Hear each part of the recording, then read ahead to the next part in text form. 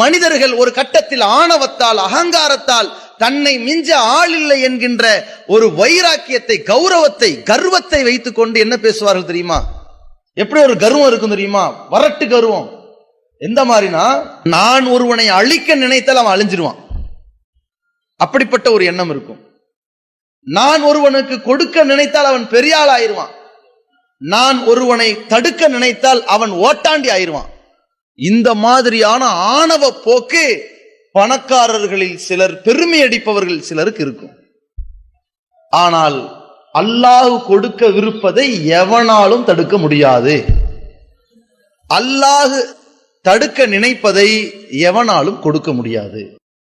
இந்த தத்துவத்தை உலக மக்கள் தெள்ள தெளிவாக புரிந்து கொள்ள வேண்டும். இது மரணம் உட்பட ஒவ்வொரு நாளையும் படிக்கணும். லாமானி அலிமா ஆத்தை, இறைவா நீ கொடுத்ததை தடுப்பவன் யாரும் இல்லை. வலா முஅதி அலிமா மனஅத், நீ தடுத்ததை கொடுப்பவன் எவனும் கிடையாது. அல்லாஹ் உன்னை கொடுக்கணும்னு நினைச்சிட்டான்னா எவனாலையும் தடுக்க முடியாது. சில பேர் பேசுவார்கள், பார்த்து கொஞ்சம் பாதுகாப்பா இருங்க, என்ன வேணாலும் நடக்கலாம்.